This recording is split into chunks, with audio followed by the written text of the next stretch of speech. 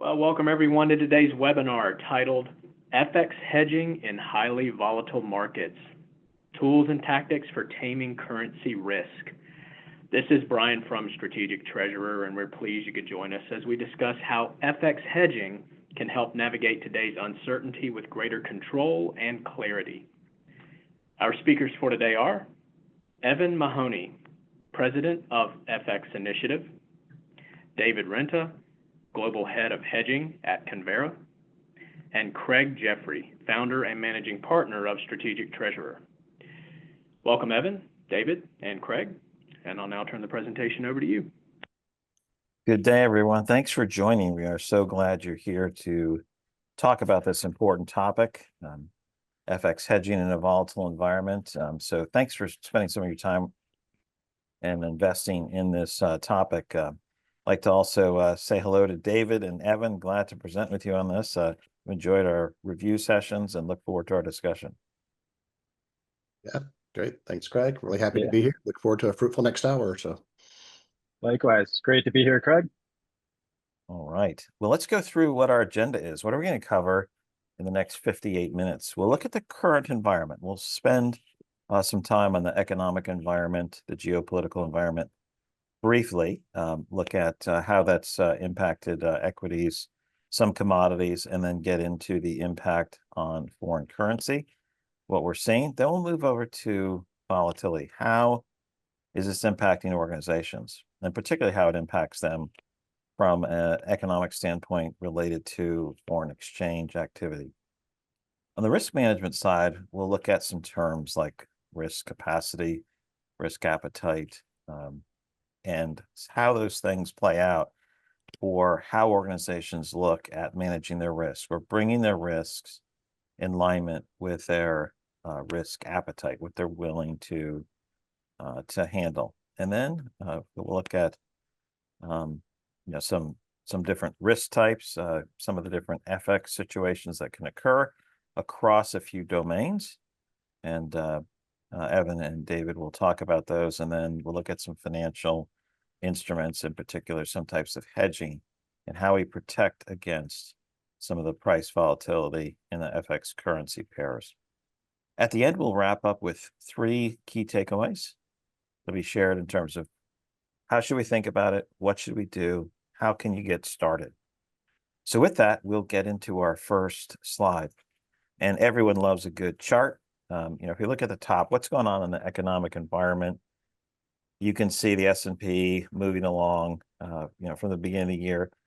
It kind of has looked like, from an S&P standpoint, it looks like a V. It's about where it was when it started. If you look at today's charts, I looked at them about 20 minutes ago. I haven't looked at them in the last few minutes, but roughly gets back to about the same point for the S&P, roughly parallel. So it's been a V. The Dow is down, about 1.5% now, so a bigger dip, and it's recovered.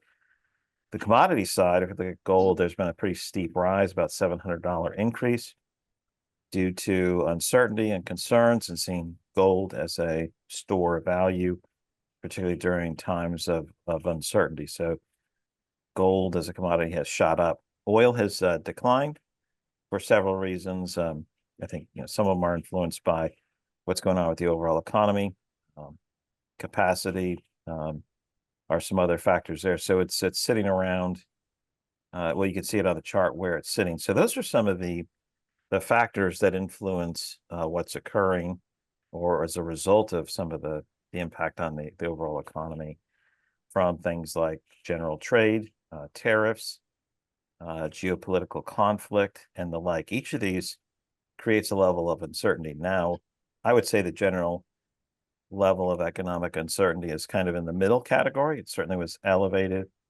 when the U.S. declared, I forget what it was called, like Independence Day. I can never remember the term, tariff equality day, something like that.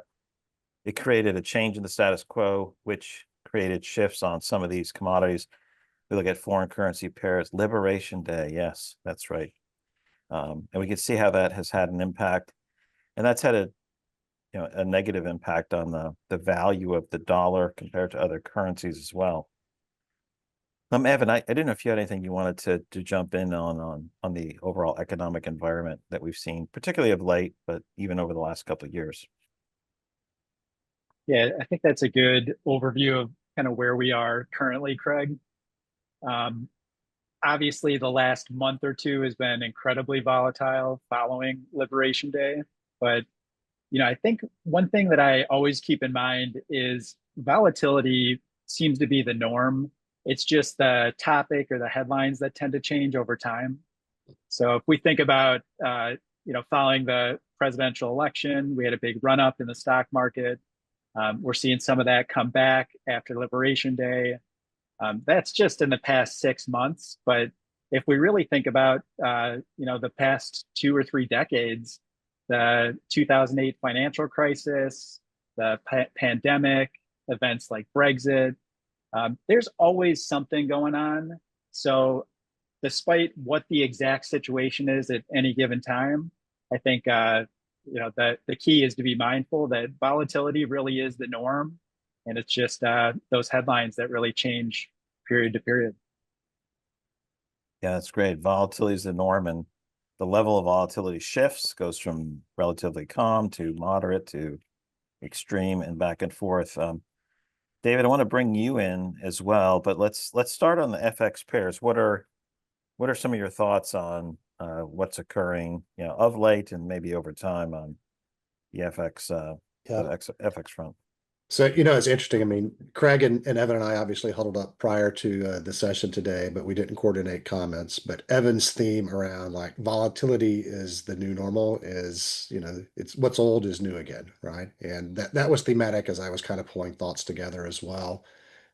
You may notice Craig and Evan and I look like we've been around the block a few times, right? I mean, there's years of experience on this webinar. And as I kind of look back, I actually go back even before I was in markets, right? I think back to, when you're in academia and you study this stuff in school, um, you see macro trends that start. You can go back, pre-Bretton Woods. Certainly, if you look in modern times, you can look at the Plaza Accord, which was, a coordinated effort to weaken the dollar in the 80s. And time and time again, you see these sort of existential threats that come into financial markets as a whole. And, Craig kind of alluded to how that affects the global macro scenario as it relates to other commodity classes that are out there. And you tend to see similar watershed type of events and currency pairs on the back of those types of things as well. So there's always a discussion around like push and pull, what leads, what lags. Do you see moves in treasuries and hard commodities and equities and the like, and do currencies fall in line? But the one thing I would say is, kind of to reinforce Evan's point, every few years there is some headline risk that creates an uptick in volatility. Oftentimes it is after markets have become subdued. So if we actually look at like some of the major currency pairs, euro, sterling, and CAD are on the screen here. But prior to election day, towards the end of 2024 and even post-election, implied volatilities were dramatically down over where they had been over the last year or so. And so, what does that really tell you? I hate to use the term that, the markets are essentially lulled into a sense of comfort, but oftentimes that's what happens, right? Is, you have a risk event in the macro side. It could be political. It could be, change in tax policy. It could be something tied to tariffs. And then some event spurs. And, oftentimes when you look back retrospectively, you can see that in the technical patterns that kind of form over time in the charts themselves.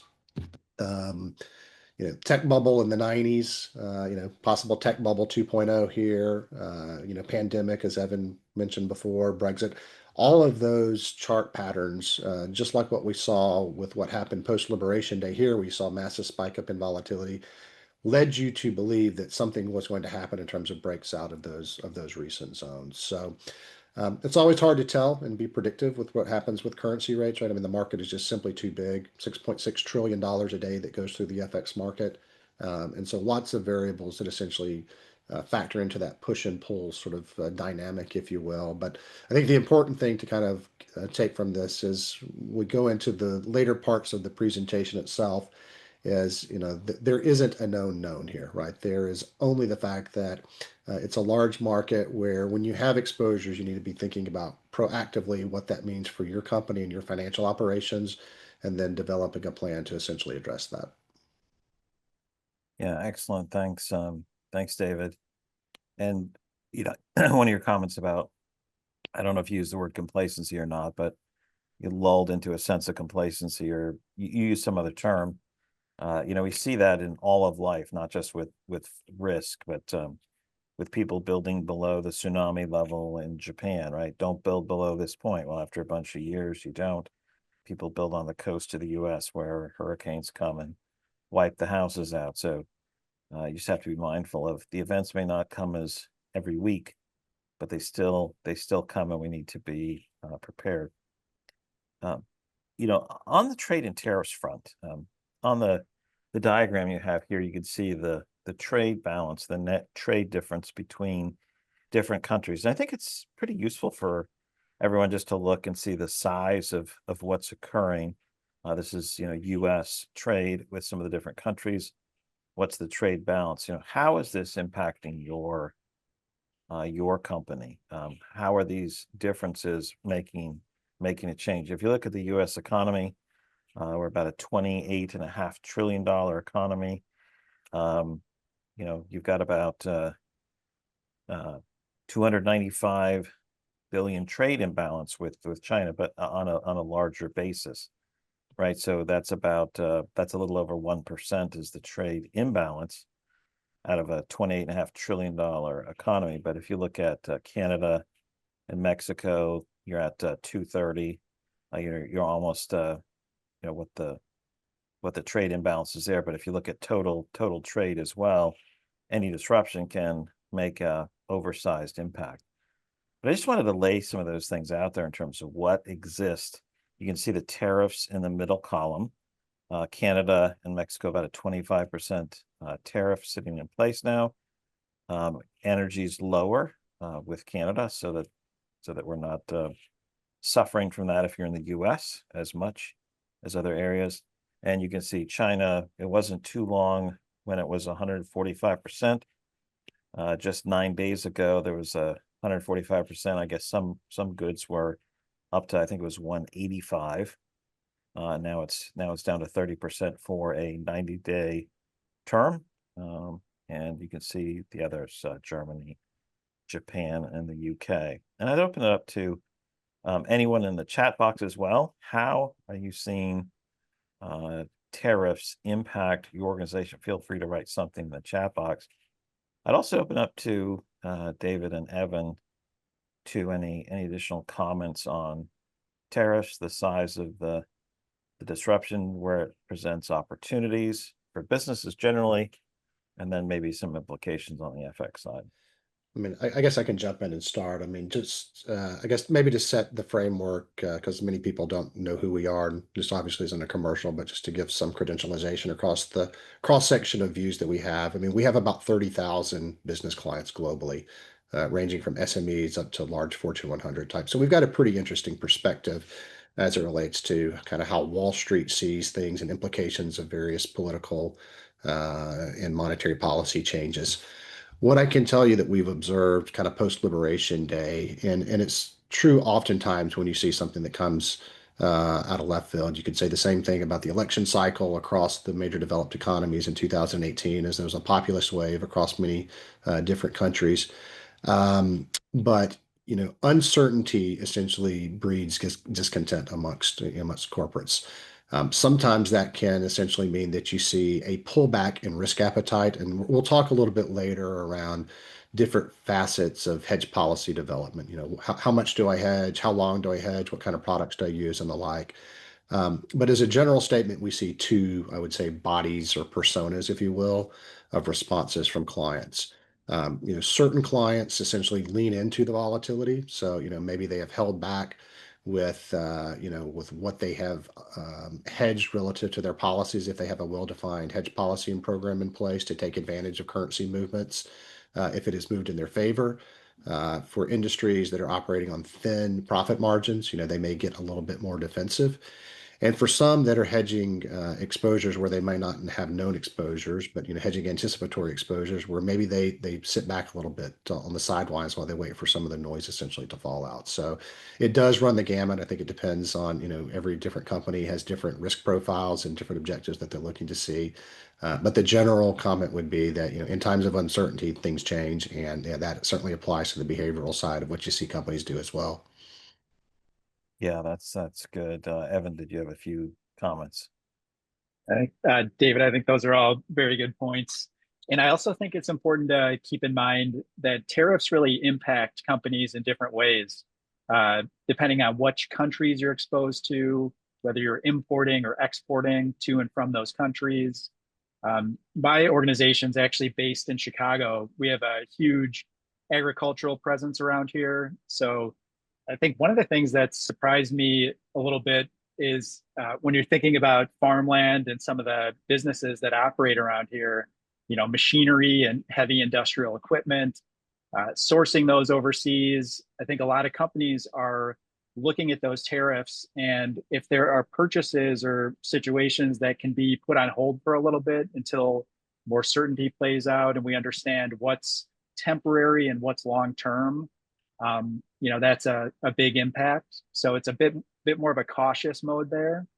And then at the same time, there's a lot of food exports that come from the Midwest, and it's interesting to see China imposing significant tariffs on food imports from the US. So we're seeing a lot of sellers facing headwinds, especially during this very fragile period where I know we have a temporary pause or temporary reductions in tariffs, but to David's point, I think there is heightened caution and a little bit of wait and see mode for clients that I'm working with currently. Yeah, a couple more things to just continue the dialogue. And thanks for those who've entered things into the chat and into the Q&A section for comments. But there's always caution when things are changing or there's uncertainty. That shows up every time there's a presidential election in the US.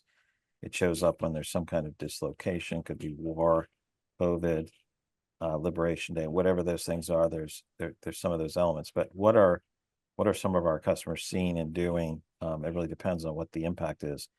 Are you buying goods and services that are based in US dollars? Where are they coming from? Or are they based in a different currency that you're subject to that fluctuation as well?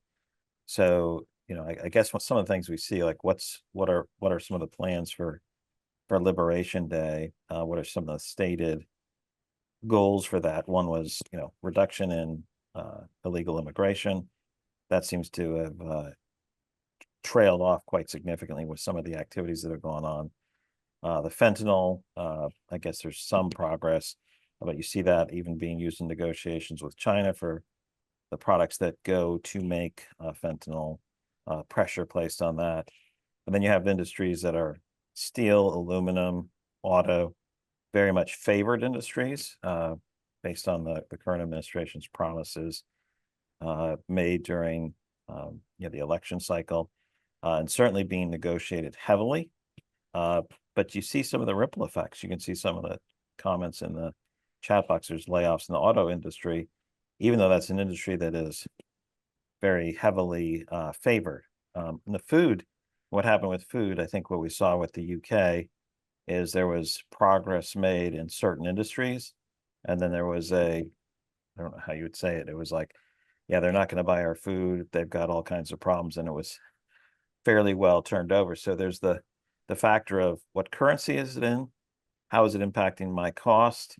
And if we're talking about tariffs, for example, is that going to favor my industry and favor my business or not? So there's a couple of factors there that it's a little bit of a polynomial for figuring out what goes on. So I'll let either of you two jump in if you had any comments based off of what I just said before we move on. And the only thing I'll make an additional comment on, Craig, is there's two comments that are in the chat around supply chain disruption. And I will tell you, when I look back over the years, right, that is a concern that businesses cannot necessarily predict. And when you have a hedging policy in place, again, there are various factors that companies can rely upon. Hedge ratio, being one of them. But when you've got changes in supply chain, like that becomes something incredibly difficult to manage. And we'll talk a little bit further, towards the end of the session around like working with partners and folks that can help you navigate uncertainty like that. But it does become an incredibly challenging time for corporate practitioners out there who are essentially trying to do something to protect profit margins when the assumed or highly probable cash flows that they're trying to hedge then become something different. Either they shift corridors because the supply chain shifts where they moved to a different supplier, maybe near sourcing as an example, if goods were sourced in China before and are now being sourced out of Mexico, or where there's potential disruption. I know we saw examples post the invasion of Ukraine where we had companies that were selling product in a certain region in Europe where they had certain currency pairs that were hedged where they needed to switch their underlying hedging strategy because of the fact that their receivable profile had changed based on that political event. Yeah, your near shoring or the China, sourcing from China, China plus one, China plus many is certainly changing for many organizations. And we don't have to go back too many years where just-in-time inventory was all the rage. And then it was just in case, as we saw disruptions, particularly during COVID, to just before tariffs go in place or just between while there's a hold on things. So yeah, it's a very different, managing the supply chain is quite a bit different than it has been if you go back much further in time. That brings us to our first poll question. This is a select all that apply.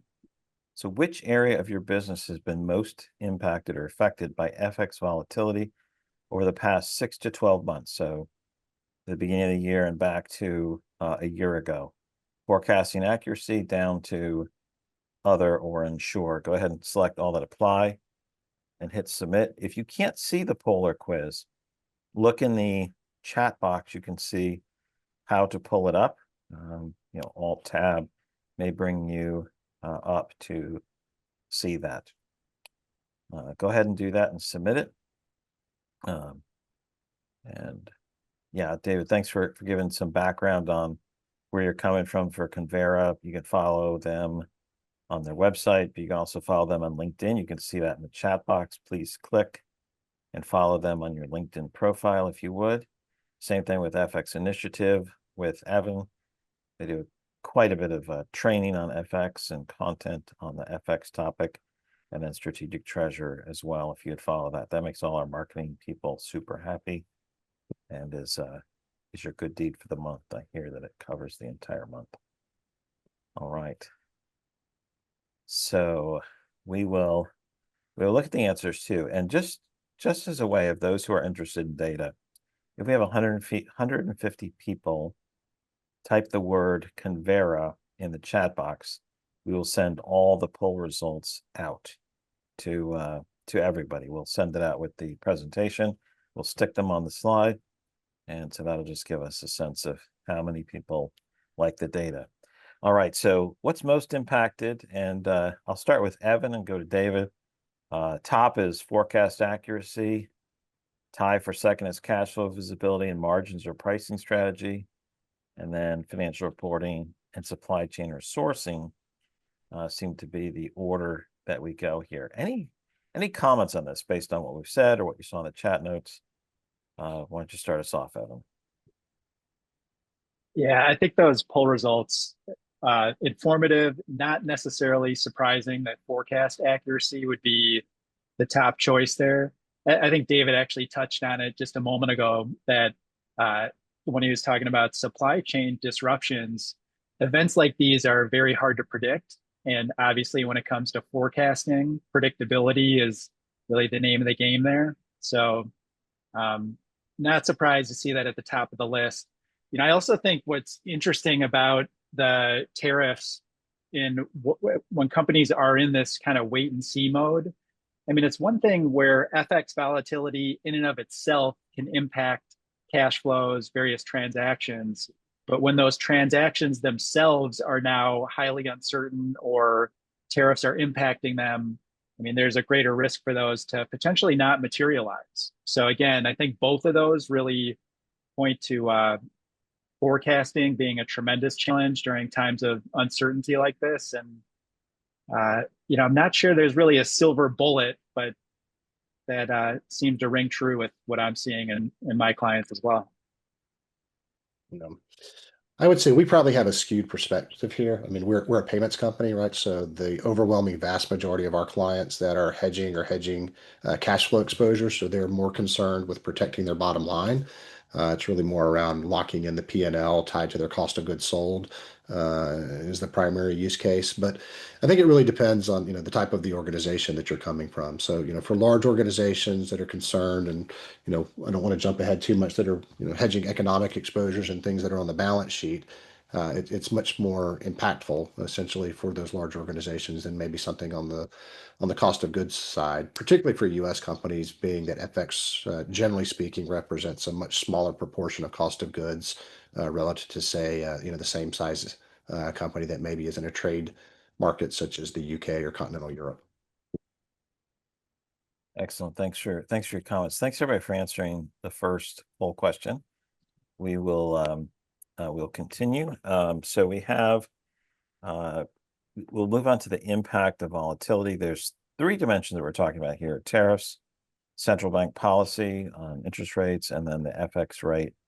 David, can you take us through how we should be thinking about the impact of volatility using these dimensions as a metric for that? Yeah, I think we've done a pretty good job talking about the impact of tariffs, so I won't spend too much time talking about that. What I will talk about are kind of the second order effects, if you will, of the changes from a policy standpoint on inputs into FX rates. So if we start with the second column here around central bank policy, if you kind of build up the inputs into what goes into a cost base for an FX hedge, you have the price component of the spot rate that exists at the time that you're executing. But the other major component for most structures there are the differentials and interest rates between the currencies that you're buying and you're selling. And so, when you think about what does that actually mean, as those rate differentials become wider apart or closer together, the ineffectiveness of those hedges and therefore what you are accruing for in terms of, what I will call other expense, has an impact. So, what does that really mean? For US dollar sellers, as an example, so importers in the US that are hedging cost of goods sold in euros or sterling, that becomes a cost to you. Euro is more explicit than some of the other major currency pairs. But it essentially the market charges you a premium to hedge that exposure via that interest rate differential. Conversely, if you are a U.S. exporter selling into those markets, that interest rate differential works in your favor. Certain trade corridors have that as a natural headwind or a tailwind. So if you are manufacturing goods south of the border in Mexico, this was a big growth area for the sell side within the banking space back, post the last trade agreement with NAFTA back in the early 2000s. But value add solutions that are coming into those lower cost labor markets tend to have much higher interest rates in those local markets than they do here domestically, and so the markets pay you a premium for that. So the real, I guess, kind of takeaway for that is, as a secondary effect, impact of tariffs on inflation, therefore lead to impact on central bank policy, which therefore lead to impact on, either what you are paying or what you are earning through your hedging strategy itself.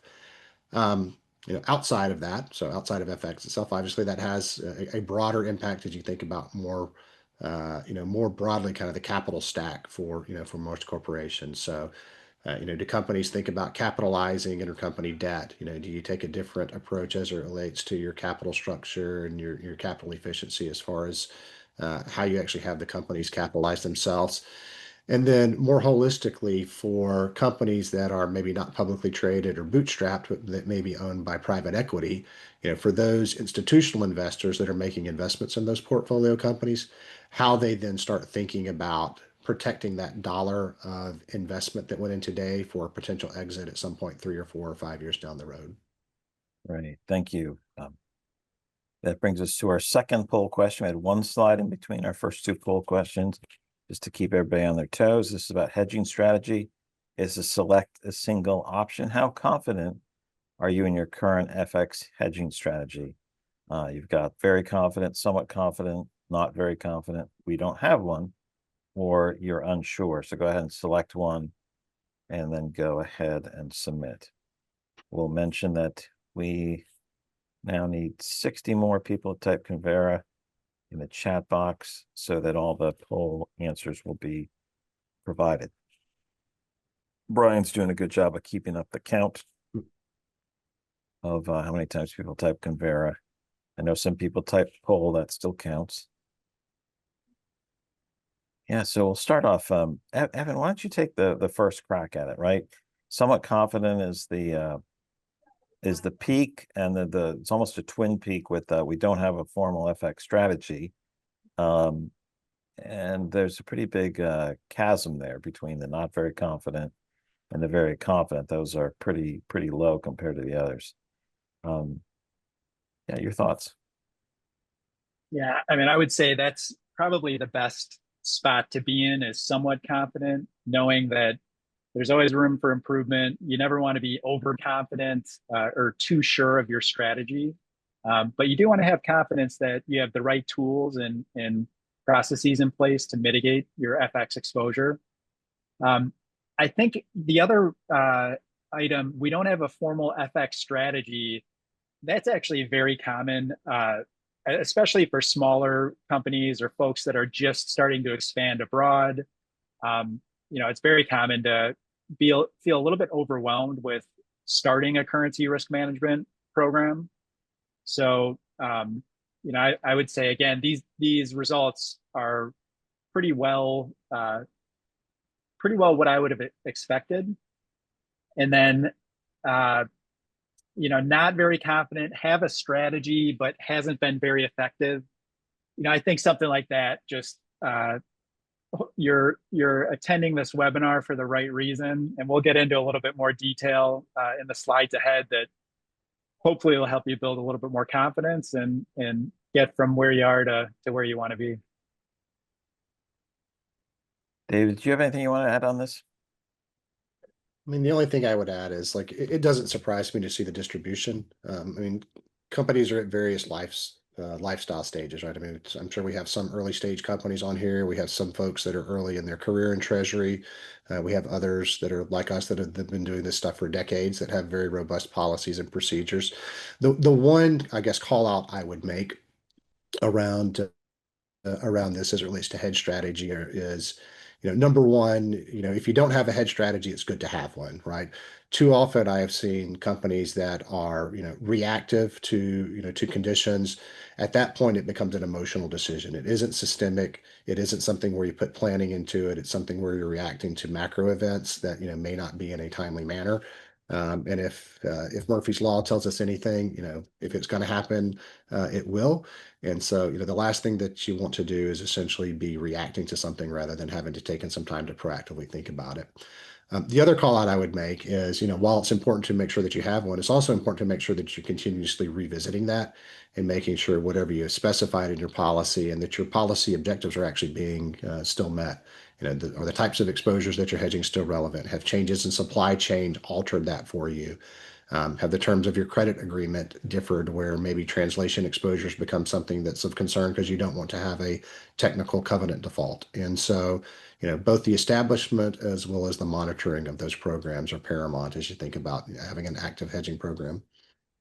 Yeah, when you use the term reactive, I was thinking it's almost speculative, right? I only do things if I'm really worried about what's going on. I'm only buying insurance if I see a lot of car accidents or something. So as opposed to systematic, bringing your risk in line with your risk objectives. Is that a fair characterization, or did I overstate it? Yeah, I mean, I think it's actually interesting. So, if you think about other asset classes, banks take a very different approach to different types of commodity risk. So, it is not uncommon for a bank to require a corporate practitioner to hedge a certain portion of their term debt, right? But you could have a company that has 90% of their cost of goods sold being imported or exported abroad without similar requirements on the debt side. So, it is a prudent measure. The analogy I always gave when I was on the sell side working at a bank was, at the end of the day, your job is to make X, whatever your widgets are or product is that you're selling or your service. The whole point of hedging is to take that variable out of the product mix where you don't have to focus on that, but you can focus on the task at hand of selling your products. Right. All right, that was our second poll question. Now we're going to move over to risk profile. And we have this nice Euler diagram of circles embedded in circles. Evan, maybe you could talk us through the risk profile and what these terms mean. Yeah, absolutely, Craig. And actually, David, you teed this slide up perfectly because you're speaking to the idea that companies are really paid to take 4 risks. So, what are you good at? What is your specialization? Obviously, we invest in companies for the risk that they take in their specialization. That's really what I call a core risk. Now, a non-core risk are things like foreign exchange, interest rates. These are things that are going to impact your business operations, but nobody's investing in, say, a company like Apple for their FX exposure. They're really investing in a company like Apple for their technology and the risks that they're taking and investing and building out those capabilities. So I think it's important to really focus when you're looking at risk. There's several categories of risk, and then when you're looking at core risk and non-core risks, to really take the non-core risks and start to define what we're looking at here on this slide as a risk appetite around that. So in the case of foreign exchange, when you have a specific amount of revenues or expenses denominated in various foreign currencies, a key question there is, what fluctuation in FX rates could potentially compress profit margins or profitability to the extent where the company really could be put at risk or in jeopardy. That's really the heart of what risk appetite is. And that's really the level of risk an organization's willing to take. So in the world of FX, let's assume maybe a 2 or a 3% fluctuation in FX rates still allows you to maintain profitability. So your risk appetite might be, a 2 to 3% range. Obviously, that depends on each specific company. It might be a lot larger than that. There are companies with single-digit profit margins, double-digit profit margins. But the key is really to look at it from your specific company perspective and define that risk appetite. And then beyond that, you've really got a little bit of buffer, which we would call our risk tolerance. So if that risk spills outside of the defined appetite, you're able to tolerate it. It's not ideal, but it's also not going to completely eat up your profit margins or compress, your ability to generate profits. And then really at the highest level is risk capacity. So this is really the maximum risk an organization can take. I tend to look at risk capacity more as the risk that exists within a company's business operations. So I think looking at this from the perspective, it can be on a currency by currency basis, an exposure by exposure basis. But you really want to look at that risk from, in the grand scheme of things, if rates given historical trends were to fluctuate 20, 30%, that's really where you're looking at your larger risk profile. And then you want to narrow it down to your risk tolerance and then even tighter to your risk appetite. So I think it's a good diagram, but really the goal when you're looking at this is trying to define that risk appetite as precisely as you can, and then leave a little bit of buffer room outside of that in case things don't quite go as planned. Yeah, it is always interesting when you see senior executives saying, well, we would have done better if you didn't hedge that risk at all. It's like, that wasn't the purpose of it. So. All right. So that brings us to key types of risk. And we have transaction, translation, economic. Evan, why don't you start us off? And I know we have a hand over to David through this as well. Sounds good, Craig. So I'm actually going to start on the right-hand side of the slide with economic risk.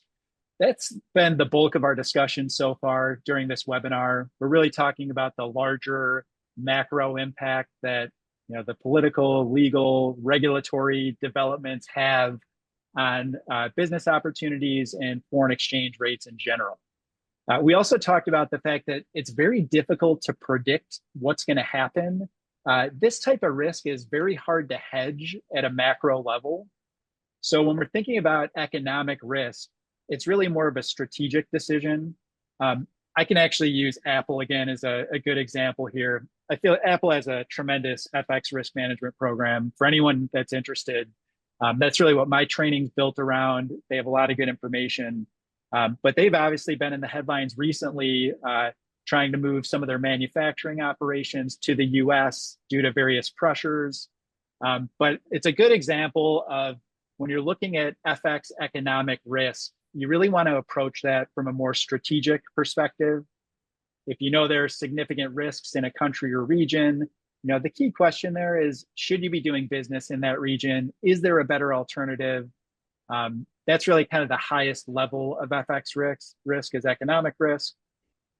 And then when you hone in on really the two types that companies can really look at quantitatively and develop a strategy or a plan around, the less common, but I'm going to kind of work my way from the right to left, is translation risk. So to use Apple as an example again, they've got entities all over the world. Those entities may be doing business with a functional currency that's different than Apple's functional currency. Apple's a US dollar company. They have subsidiaries that operate with a euro base, British pound base, a whole array of different currencies. And what happens is at each reporting period, those financial statements of the subsidiaries need to be consolidated into the parent's functional currency. And that's largely an accounting event. So this is not typically hedged because the consolidation or translation is not really a cash flow event. These subsidiaries aren't being liquidated, the funds aren't being repatriated. And when you hedge that with a derivative instrument, which would require cash settlement, you're typically introducing a cash event to hedge a risk that may not present a real cash risk. Translation risk, which is probably a topic for another webinar. There's a lot more advanced and sophisticated or strategic reasons why companies might hedge that. But just to frame that out, it's really an accounting risk when you have subsidiaries operating abroad. And then on the far left, this is where I think the bulk of the audience today, for those that are exposed to foreign currency, are going to see this most prominently or prevalently. And this is transaction risk. So this is the operations of your business. Think about revenues, expenses, receivables, payables. Those are hitting the income statement, the balance sheet. You're typically seeing FX gains and losses, whether they're visible as an FX gain or loss, or perhaps they show up in more or less revenues or expenses and compress your margins. Transaction risk is the bulk of where most companies are focused when it comes to hedging. And again, when you're kind of thinking about Apple, take their iPhones, their MacBooks, they're selling those all over the world. They're denominated in the local currency in the region in which they're selling. And ultimately, those sales need to be translated back to US dollars. There's an actual cash conversion event there. So the goal is really to preserve the cash flows associated with those various transactions. And really, in a nutshell, those are the three key types of FX risk. And David, I'll hand it over to you if there's anything you want to add in those three categories. No, I mean, the only thing I would add, Evan, is you tend to see more elaborate product mixed as well when you get into the transactional side of things because of the fact that it has a different characteristic in terms of how those budget rates are essentially set versus translation risk. So, what I've seen over the 20 plus years that I've been in market. So translation risk is typically done for larger corporates. Maybe they're hedging, and you could debate if it's translation or net investment exposure, but the comment that you made around those, they're long-term assets and liabilities that have a short-term cash flow impact, which is the reason you don't tend to see tons of companies that do it. Smaller companies, private equity backed companies that maybe have debt to equity ratios that they want to protect, oftentimes will hedge that risk just due to the fact that they want to ensure that they don't have a technical default like I talked about earlier. But translation risks tend to be the smaller of what I've ever seen. The notionals tend to be bigger because they're long-term assets and the like. But the transactional side of things is what directly affects companies' profitability, where if you have a sizable exposure in your cost of goods or services that you're selling abroad, a passive hedging strategy, which is what I call when you're just sending payments at spot, is where you tend to have a knee-jerk reaction when markets start to move against you.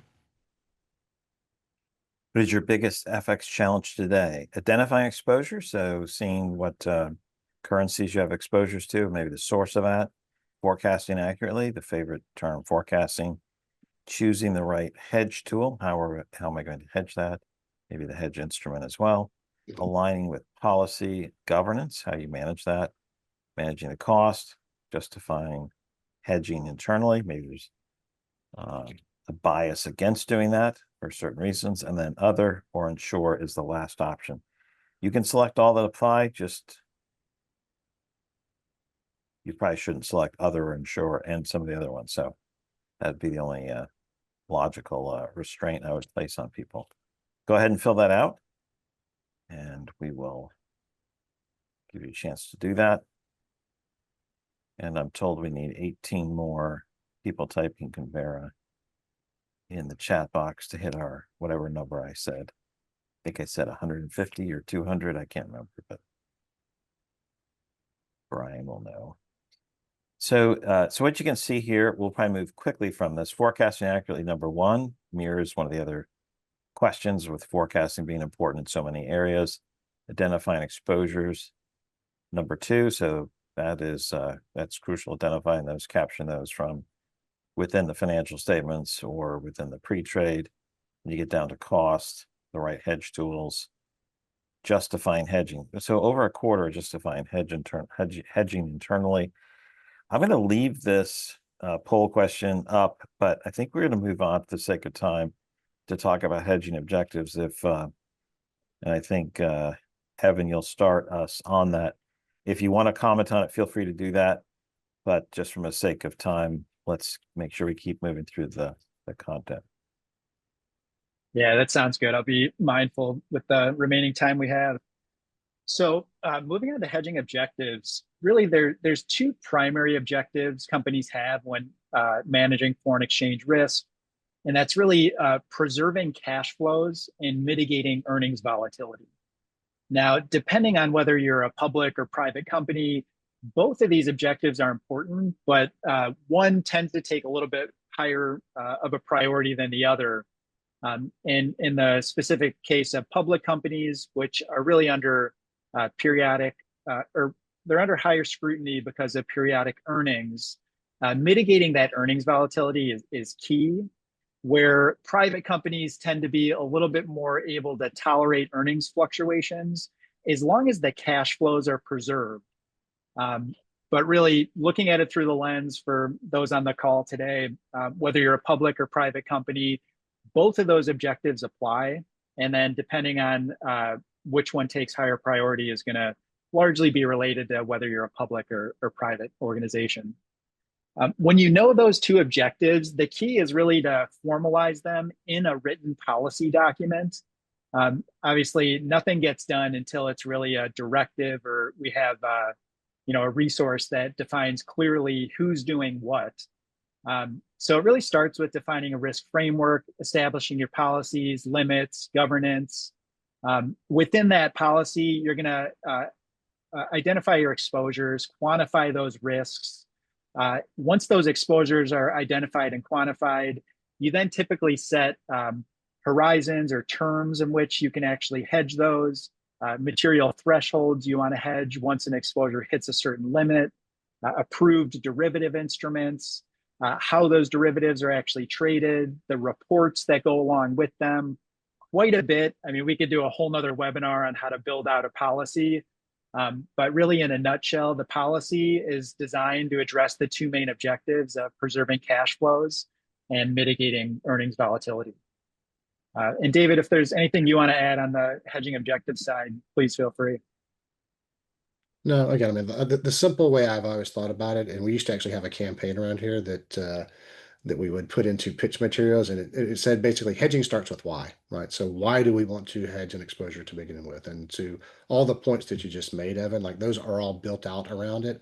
But at the end of the day, it starts with why, you move to the how, and then ultimately you move to the what. Yeah. So what are some of the tools that are used? I mean, as an advisor and a provider, David, maybe talk us through what your clients are using and what companies use to mitigate their risk and exposure.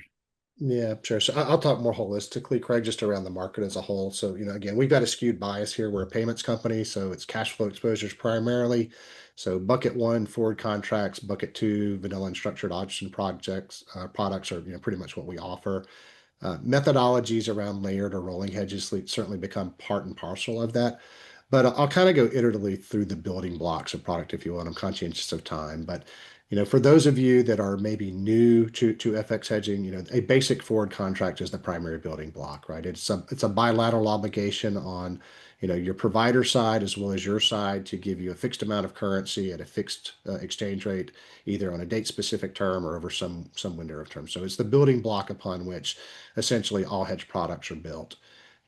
If you are needing more flexibility or if you have contingent exposures, so think about things like a bid to win scenario or cross-border acquisition.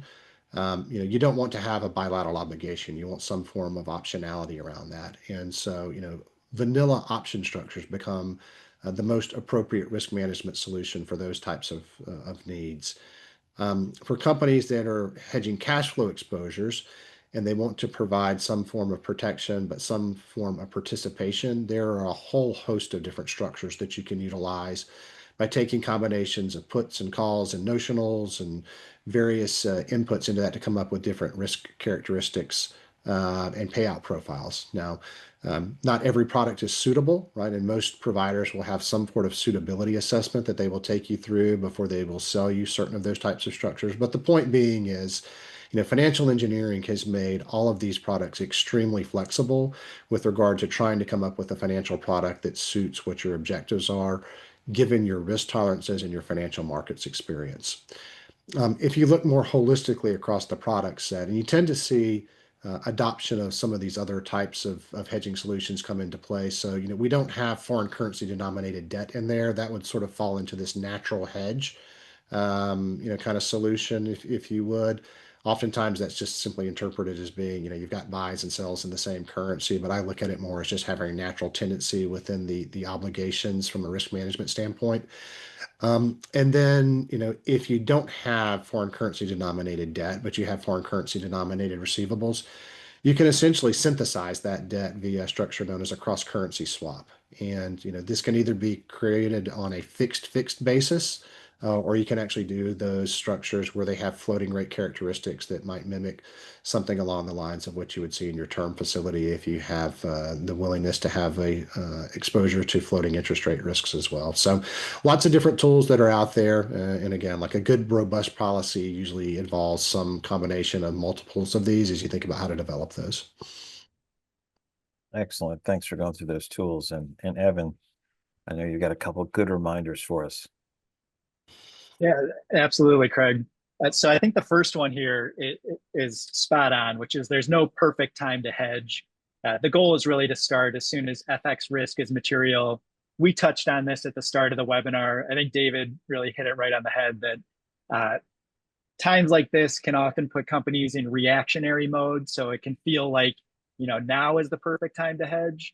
But really, it's best to be proactive. There's always going to be an event that's going to create elevated risk or uncertainty. So the key is really to get started sooner than later, and often with the exposure that you're seeing as a material impact to your business. The second one is really hedging is not about gaining or losing. Craig, I think you mentioned this a little bit earlier, but sometimes folks can get criticized because a hedge loses money, but they're often missing the fact that the underlying exposure had a gain, and the net result between the two created a certain or a predictable cash flow outcome. So just remember, derivatives that are on a loss is often offset by an underlying that's on a gain and vice versa. And then lastly, FX risk management is an evolving process. It truly is a journey. It's not a destination. And David, I think you mentioned this at the beginning of the call, that you always want to revisit your policy, make sure your procedures and operations are up to date. So just be mindful that it's really something that is always under continuous improvement. Right. There's a quote that former Federal Reserve Chairman Greenspan made as it relates to hedge policy, and some of you may know it, but it's always resonated with me. But he was asked at one point around views of banks and their ability to predict currency rates. And he essentially likened it to a coin tossing contest, and he said essentially something to the effect of, despite extensive efforts, no bank has been able to essentially successfully and over time predict the outcome of exchange rates. It's no different than essentially the winner of a coin tossing contest. And so I think that really highlights the challenges that practitioners face when they're not doing anything, right? And so all the things that we've kind of talked about today kind of lead to the fact that you need to have a plan, right? And we'll talk a little bit about how you get that now, but it really is important to think about the fact that it is an unknown variable in your business mix that you do have a tool to be able to do something with. And know what levels they're at. Sure. So let's do these final ones as decided earlier. Evan, David, and Evan, final thoughts. So the first takeaway here really is performing a proper FX risk assessment. I think it's something that everybody on the call today can actually leave and start this process. The 4 key areas that I like to look at when I'm thinking about a risk assessment, and all of these, it's key to scale or tailor them to your company specific situation and size. But looking at your personnel, who do you have that is capable of carrying out the duties that are defined within a policy? How are your operations going? Where are the currency risks in the business, to really do a thorough assessment of where FX risk is present in the business model? Looking at your resources, what type of technology or tools, trading platforms do you have at your disposal to ultimately execute FX risk management strategies? And then we touch on this quite a bit, but putting that all in a policy document so this can be carried out diligently and according to plan to achieve those risks and objectives. And all of these really, and David, I'll hand it over to you, but these are things that you can really leverage your partners to help you out with. Yeah. And I guess that would be the key, right? Think about it as a partnership, right? I mean, we in the sell side are not here just to sell product. We really do want to find lasting partnerships to help companies develop programs that work for them. And I am reminded of that as I see many of the names in the chat or people that unbeknownst to me are on this call that I've known for in some cases 10 and 20 and 30 years. So leverage your FX partners. Adam Smith, back in the late 1700s talked about the division of labor, and there is an entire industry group, myself, Evan, others, that have spent our entire career, in the weeds with FX. And so, look to your bankers, look to your accountants, look to payments companies that have expertise in this. We can certainly help craft solutions and craft programs to meet your objectives if it's not something that you're comfortable or familiar with. Right. Well, thank you all for joining. We have some information. Brian will give us some final thoughts, but there's a survey on AI and Treasury finance that we encourage you to take. I would point you also to FX Initiative and Convera. You'll see that information in the on the documents that we'll share with you. So thank you both, and thanks everybody for joining. I'll turn it back over to you, Brian. Indeed. Thank you everyone for joining us today. The CTP and FP&A credits, today's webinar slides, and the recording of today's webinar will be sent to you within 5 business days. And as Craig mentioned, be sure to take the AI and Treasury and Finance survey by clicking the link in the chat box. Thank you, and we hope you have a good rest of the day.